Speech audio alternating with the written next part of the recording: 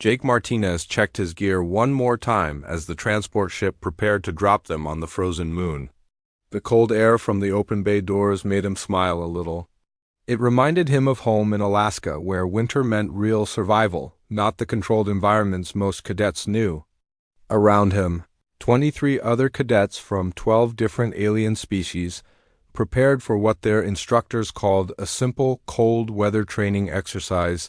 The Galactic Military Academy had chosen Kepler 442c for this test because it stayed cold all year round. The moon orbited far from its star and had thick ice covering most of its surface. Perfect for teaching young soldiers how to handle harsh conditions, the instructors had said. Jake looked at his 3 squad mates and wondered if they really understood what cold meant. Zix stood nearly 7 feet tall with a body made of living crystal that caught the light and threw it back in rainbow colors. Her people came from Zarian, a desert world where the coolest temperature anyone had ever recorded was 60 degrees above zero. She had never seen ice except in laboratory samples. Her crystal skin could handle extreme heat, but Jake had read that cold made her people's bodies crack and break. Kel was shorter but much wider, with green scales and yellow eyes that moved independently of each other. His saurian blood ran cold, naturally, which meant he needed outside heat to keep his body working. On his homeworld, the temperature never dropped below 80 degrees. The Academy had given him a special heating suit, but Jake noticed the battery pack looked small for a long mission. Nira looked the most prepared for cold with her thick fur coat and fox-like features. Her Vulpan ancestors had lived through winter seasons, but nothing like what waited below them. Her people knew cold meant staying inside warm dens, not marching across frozen wasteland for days. She kept touching her emergency heater pack nervously. The drill sergeant, a tough Centaurian with 4 arms and no patience, barked final instructions. Each squad would be dropped at different points across the frozen surface. They had basic survival gear, emergency rations for 3 days, and communication devices that would let them call for help. The mission was simple. Survive for 48 hours and reach the pickup point. 15 miles away, Jake had done similar training in Alaska with his grandfather. Old Pete Martinez had taught him that cold was not an enemy to fight, but a condition to understand and work with. Most people tried to beat winter, and winter always won. Smart people learned to live with it and even use it to their advantage. The ship dropped them at dawn with clear skies and a light breeze. The temperature read -15 degrees, which made Zix shiver immediately. Kel moved slowly as his blood began to thicken in the cold. Nira pulled her fur coat tighter and activated her heating pack. Jake just adjusted his regular cold weather gear and felt comfortable. For the first 6 hours, everything went according to plan. They walked across the ice field, checking their compass and marking their progress. Jake helped his squad mates when they struggled with the cold, but overall they made good time toward their goal. The other squads checked in regularly over the radio, and everyone seemed to be handling the exercise well. Then the weather changed. Jake noticed it first because his grandfather had taught him to read the signs. The wind shifted direction and picked up speed. The clear blue sky began to show thin white clouds that moved too fast. The temperatures started dropping faster than normal for this time of day. He had seen these patterns before in Alaska and knew they meant trouble was coming. He tried to radio the other squads to warn them, but the communication devices started crackling with static. The electromagnetic field around the moon sometimes interfered with electronics during storms. Jake had read about this in the mission briefing, but his squad mates had not paid attention to that part. Within an hour, the wind reached 40 miles per hour and snow began falling in thick sheets. Jake could barely see 10 feet in any direction. The temperature dropped to -25 degrees and kept falling. Zix began making small cracking sounds as the cold stressed her crystal body. Kel could barely lift his feet and his heating suit battery was already half empty. Nira was shivering so hard she could not hold her compass steady. This was not the light winter weather the Academy had planned for the exercise. This was a real blizzard that could kill unprepared people in hours.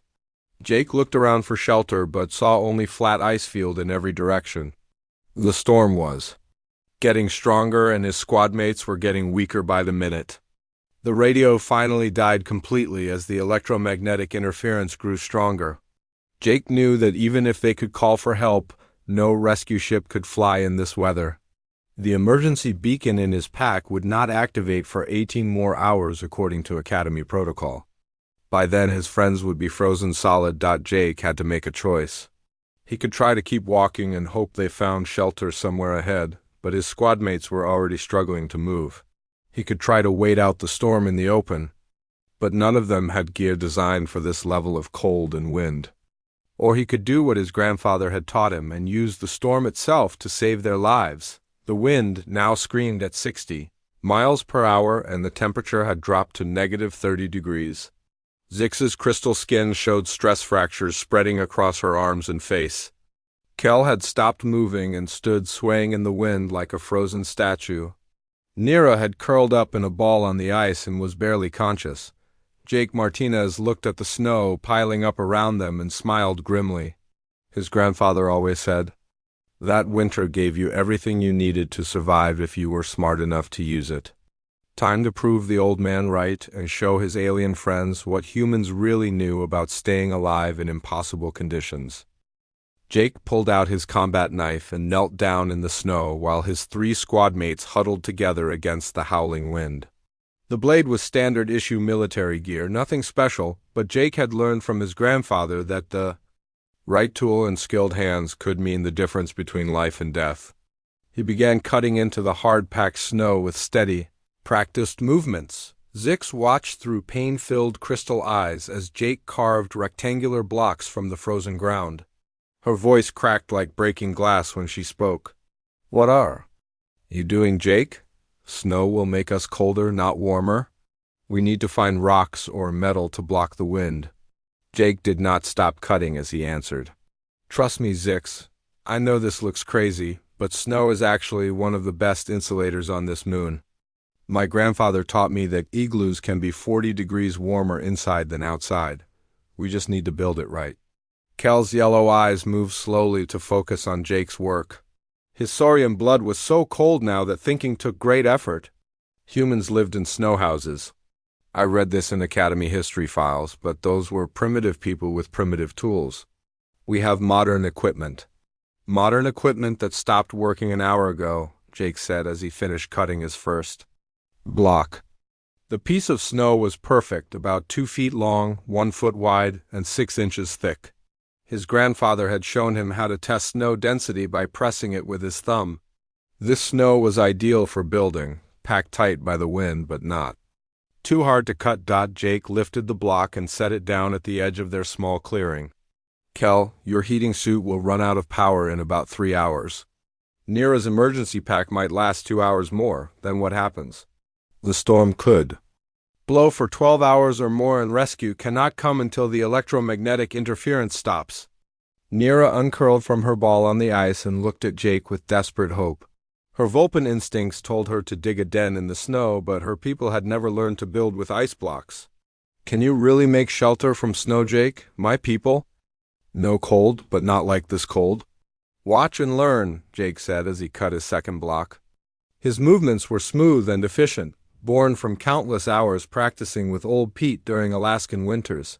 Each block had to be the right size and shape or the whole structure would fail.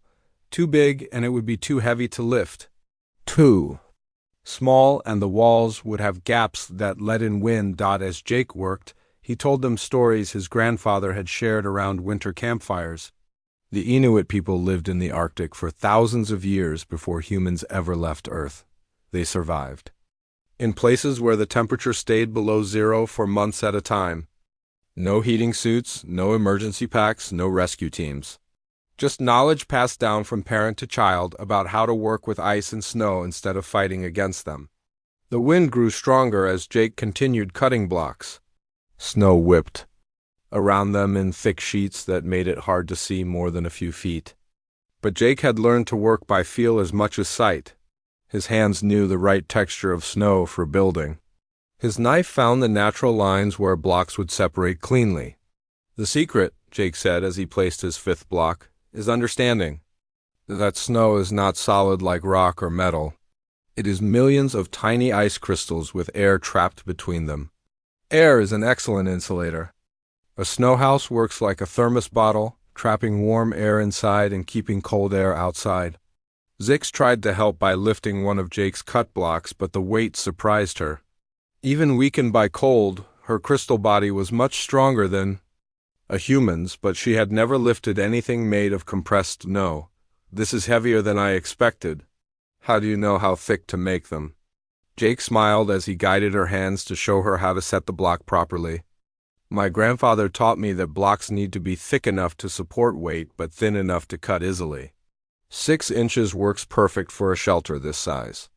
Too thick and we waste time and energy. Too thin and the walls will collapse. As the foundation row took shape, Jake's squad mates began to understand his plan. The blocks fit together with almost no gaps between them. Jake had cut each one to lean slightly inward so they would support each other as the walls rose higher. The whole structure would be self-supporting once complete. Humans are strange, Kel said as his thinking became clearer with growing hope. Most species learn to avoid dangerous environments. Humans learn to master them. Why do your people choose to live in places that try to kill them? Jake cut another block as he considered the question. I think it is because humans evolved as hunters and explorers. We always wanted to see what was over the next hill or across the next ocean. That meant learning to survive anywhere we went. Cold mountains, hot deserts, deep forests, wide grasslands.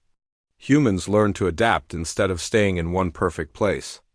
The second row of blocks went up faster as Jake found his rhythm. Each block leaned inward a little more than the one below it. Slowly but steadily, the walls began to curve inward toward what would become a dome.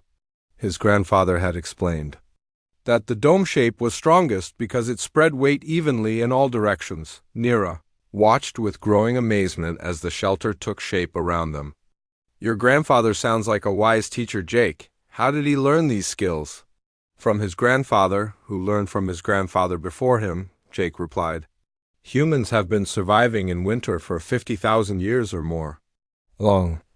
Before we had metal tools or fire or even language, humans learned to read weather patterns and find shelter and stay alive when other animals died.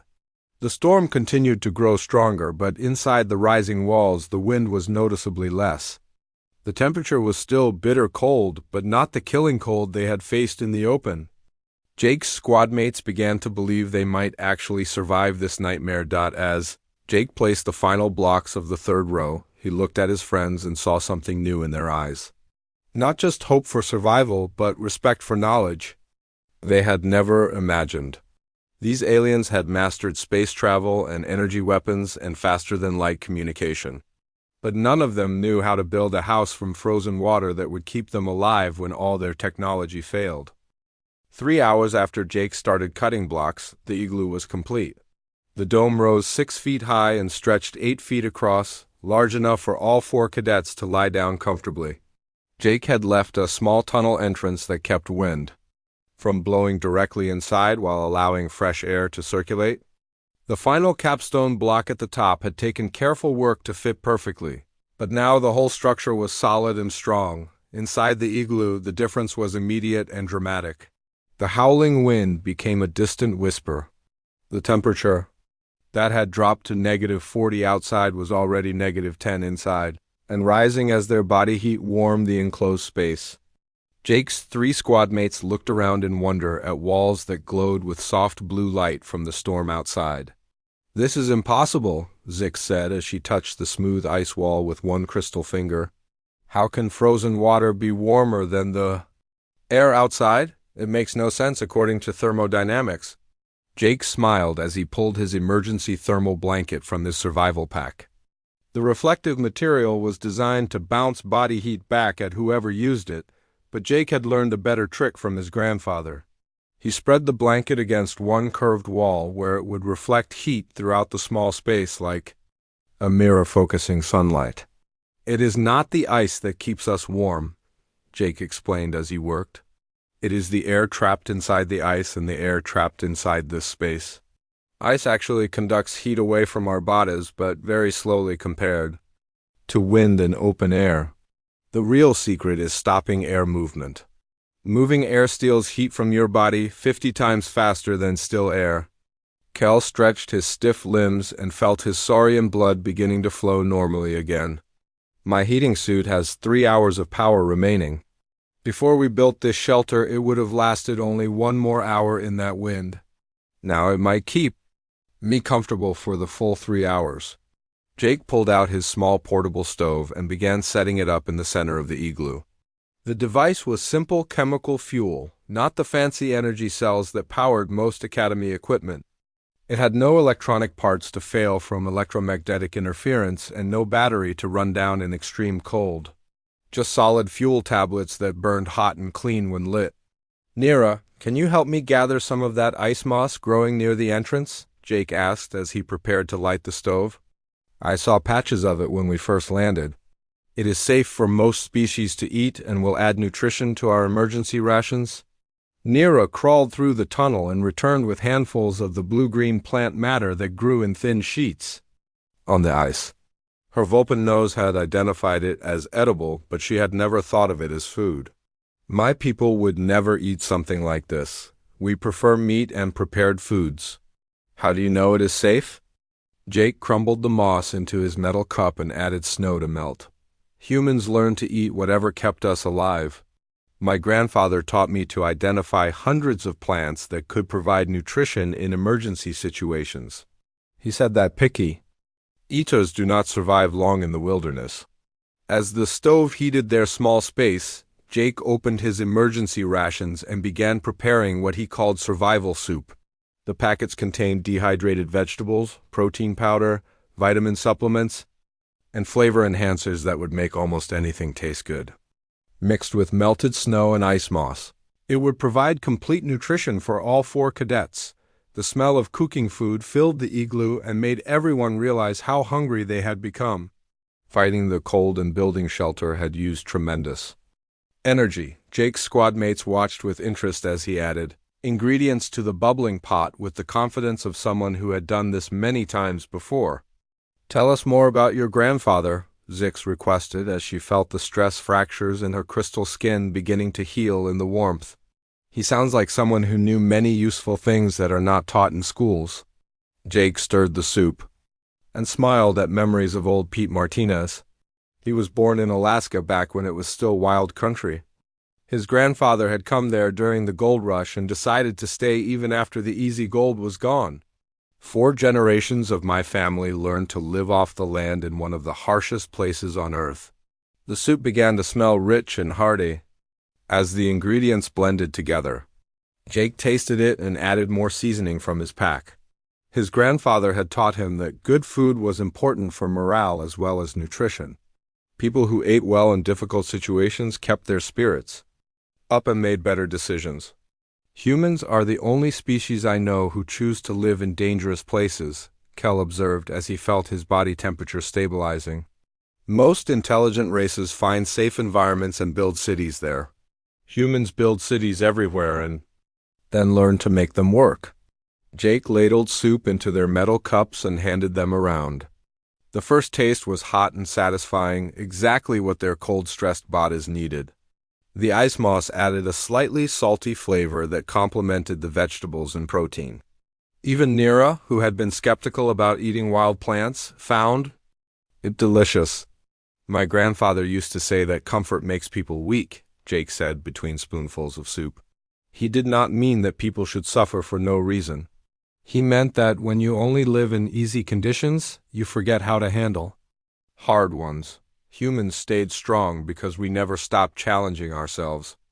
Outside the igloo, the storm continued to rage with winds over 70 miles per hour and temperatures that would kill an unprotected person in minutes.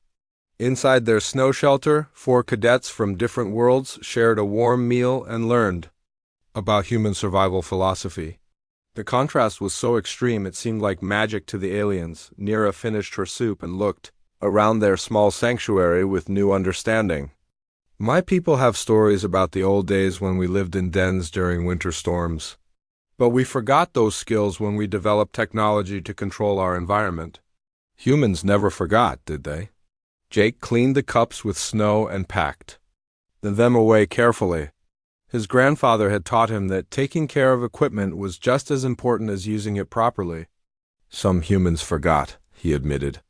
People who live in cities their whole lives sometimes lose touch with these skills. But other humans make sure the knowledge stays alive. We teach it to our children and practice it ourselves because we know that technology can fail. As the evening grew later and the storm showed no signs of stopping, Jake's squad mates settled in for what they now believed would be a survivable night.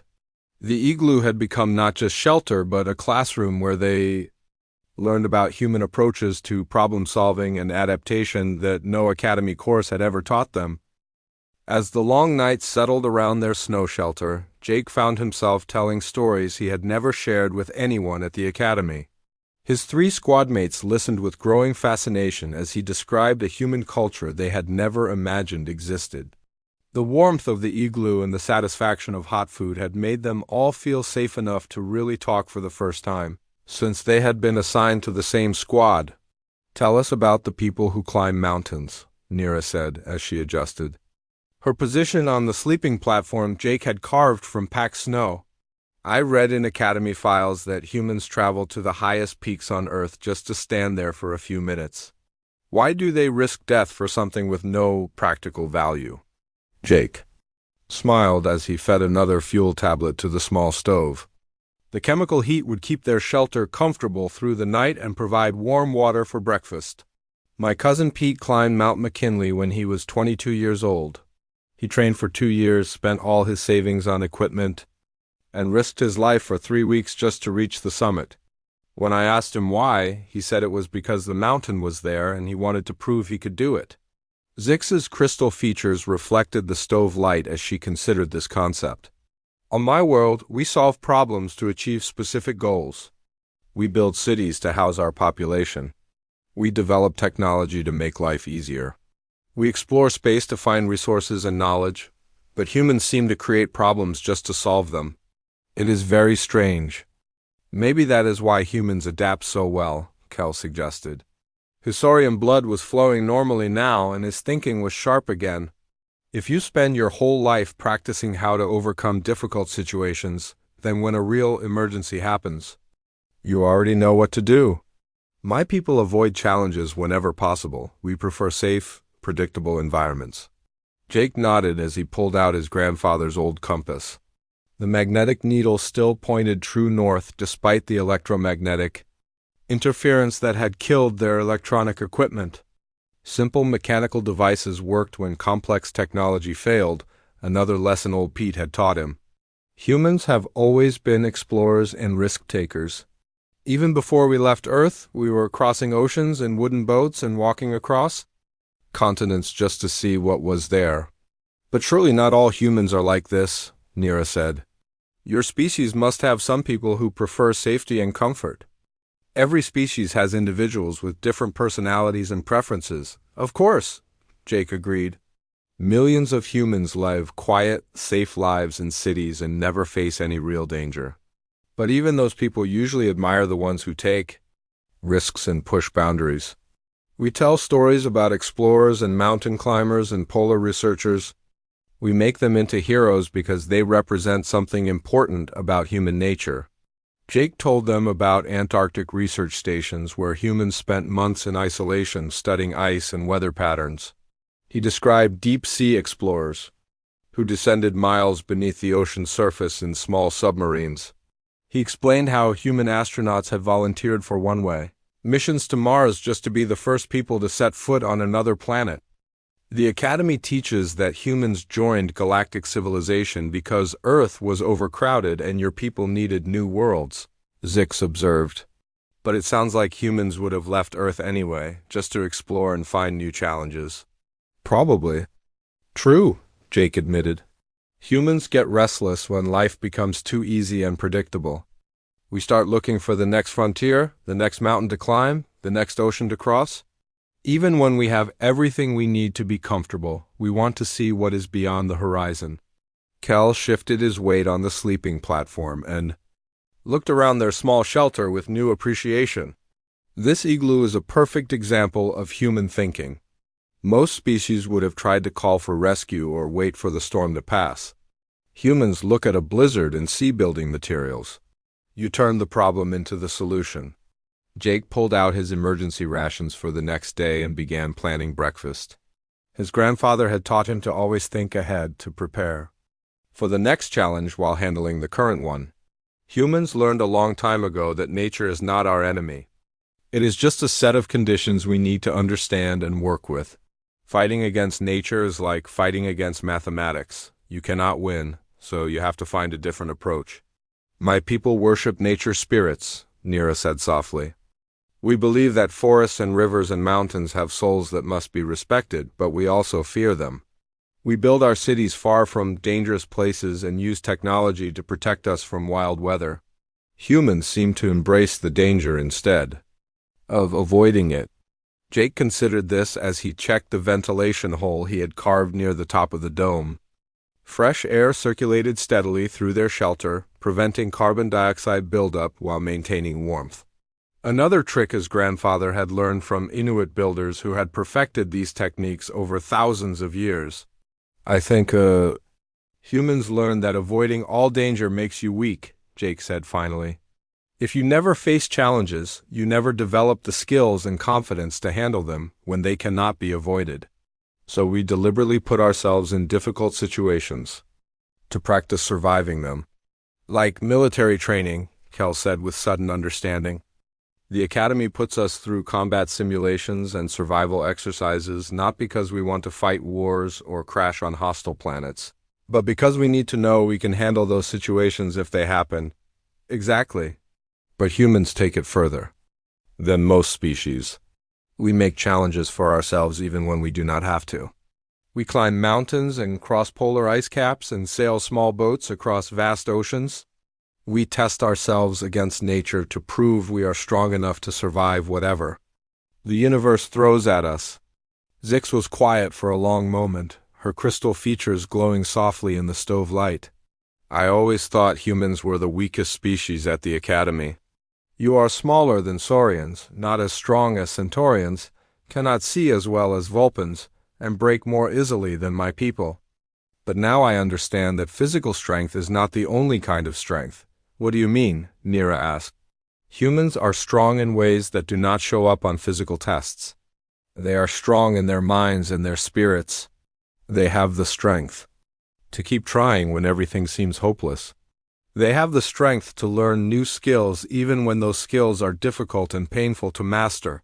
Most importantly, they have the strength to help others even when helping puts them at risk. Jake felt embarrassed by the praise but also proud of his species and the grandfather who had taught him so much. Every species has different strengths. Humans just happen to be good at adapting and surviving in harsh conditions. We had to learn these skills because Earth has so many different environments and weather patterns. Outside their shelter, the storm continued to rage through the night. Wind howled across the frozen moon at speeds that would have torn apart any normal tent or temporary shelter. But inside the igloo that Jake had built with knowledge passed down through generations of human survivors, 4 young beings from different worlds stayed warm and safe while they learned to understand each other in ways the Academy had never taught them. Dawn came slowly on the frozen moon as the storm finally began to weaken. Jake had been awake for an hour listening to the wind patterns and checking the temperature through the ventilation hole. His grandfather had taught him to read weather signs even when trapped indoors, and all the indicators suggested the blizzard was moving away from their area inside the igloo. His 3 squad mates were still sleeping peacefully on the platforms he had carved from packed snow. Zix's crystal skin had completely healed from the stress fractures caused by extreme cold. Kel's saurian blood flowed normally after a full night of stable temperature. Nira's fur was dry and fluffy again. Instead of matted with ice and snow, Jake quietly lit the stove and began preparing breakfast from their remaining emergency rations. Hot food would give them energy for whatever came next, whether that was rescue or another day of survival. He added melted snow and more ice moss to make another pot of soup, this time mixing in different seasonings to provide variety. The smell of cooking food woke his squad mates gradually. They emerged from sleep feeling rested and warm instead of exhausted and frozen. The contrast with their condition 18 hours earlier was so dramatic that it felt like a miracle to the aliens, who had never experienced human survival techniques. "Good morning, everyone," Jake said cheerfully as he stirred the breakfast soup. "The storm is almost over and rescue teams should be able to fly as soon as the electromagnetic interference clears up. We made it through the worst part." Nira stretched her limbs and smiled with genuine happiness. "I cannot believe we survived that storm. When the blizzard first hit, I was certain we would all freeze to death within hours. My people have stories about winter storms that killed entire villages, but you made it seem almost easy." "Not easy," Jake corrected as he tasted the soup and added more seasoning. "Just possible if you know what to do and are willing to work. Hard. My grandfather always said that survival is 10% knowledge and 90% determination. The knowledge tells you what to do, but determination makes you actually do it even when you are scared and tired." Kel accepted his cup of hot soup gratefully and inhaled the rich aroma. "I want to learn how to build shelters like this. My people should know these techniques in case our technology fails during emergencies. Would you teach me the proper way to cut blocks and stack them?" "I would be happy to teach all of you," Jake replied. "These skills are not secrets that humans keep to ourselves. We learned them from nature, and anyone can master them with practice. The hardest part is believing that something so simple can actually work when your life depends on it." 2 hours after sunrise, they heard the distant sound of engines approaching through the clearing sky. Jake crawled through the tunnel entrance and looked up to see 3 rescue ships circling their position. The lead ship landed carefully on the ice field while the other 2 provided aerial support in case there were other survivors in distress. Commander Vex climbed out of the rescue ship with his 4 Centauri arms carrying medical equipment and emergency supplies. He was a veteran officer who had conducted hundreds of these training exercises over 40 years of military service. His experience had taught him to expect the worst when storms struck during survival training. What he found instead made him stop and stare in amazement. 4 healthy cadets were sitting around a small fire outside an expertly constructed snow shelter, sharing breakfast and apparently enjoying themselves. The human cadet was teaching the others how to identify edible plants growing on the ice while his alien squad mates took careful notes. "Cadet Martinez, report on your squad's condition," Commander Vex ordered as he approached their camp. Jake stood at attention and saluted properly. "Sir, all 4 squad members are in good health with no injuries or cold-related medical issues. We have adequate food and water for another full day if needed. The shelter protected us completely from the storm, and we maintained comfortable temperature throughout the night." Commander Vex walked around the igloo and examined its construction with growing astonishment. The dome was perfectly shaped with smooth walls and no gaps between blocks. The entrance tunnel was angled to prevent wind from entering while allowing air circulation. Even the sleeping platforms inside were carved at the proper angle for drainage and comfort. "Where did you learn to build structures like this, Martinez?" the commander asked. "This level of craftsmanship requires years of practice and training that is not provided at the academy. My grandfather taught me these techniques during my childhood in Alaska, sir. They are traditional human survival methods that have been used for thousands of years in Arctic environments. I learned by practicing with my family during winter hunting trips." The other rescue team members gathered around to examine the shelter and ask questions about its construction. Most of them had never seen anything like it built from natural materials without power tools or advanced equipment. The fact that it had been constructed during a severe blizzard made it even more impressive. Zix stepped forward and addressed Commander Vex directly. "Sir, I request permission to include human survival techniques in the Academy training curriculum. These methods proved far more effective than our standard equipment during extreme weather conditions. All cadets should learn these skills regardless of their species." Kel and Nira quickly voiced their agreement. They described how Jake's knowledge had saved their lives when their heating equipment began to fail and their communication devices stopped working. They explained how human approaches to problem-solving had turned a deadly emergency into a manageable situation. Commander Vex listened to their reports with growing interest. The Academy was always looking for ways to improve survival training and reduce casualties during emergency situations. If human techniques could be adapted for use by other species, it would represent a significant advancement in military education. Very well, the commander decided. Martinez, you will prepare a complete report on your survival methods and present it to the Advanced Tactics Board next week. We will evaluate these techniques for possible inclusion in our standard curriculum. As they prepared to leave, Jake insisted on teaching his squad mates how to properly dismantle the igloo and pack the area clean. His grandfather had taught him to always leave natural areas in the same condition he found them. Respect for the environment was part of survival philosophy, not separate from it. The flight back to the academy was filled with excited discussion about human survival techniques and their applications for other species. Jake found himself answering dozens of questions about everything from snow shelter construction to wilderness food identification. His squad mates had become advocates for cross-species training programs. Word of the incident spread quickly through the academy. Within days, Jake was invited to guest lecture in multiple courses, including extreme environment survival, leadership under pressure, and interspecies cooperation. His 3 squad mates became living examples of how human knowledge could benefit the entire galactic community. The story became legendary among Academy cadets and instructors. It was not about human superiority or alien weakness. It was about the value of different perspectives and the importance of learning from each other. When technology failed and conditions became impossible, having a human on your team meant having someone who could look at any environment and find a way to not just survive, but help others thrive.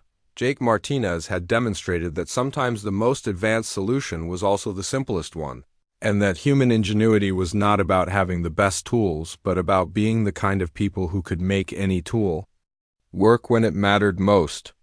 The Academy added his story to their official records as an example of the core principle that would define humanity's role in galactic civilization. When everything seems hopeless and all the technology has failed, you want a human on your side.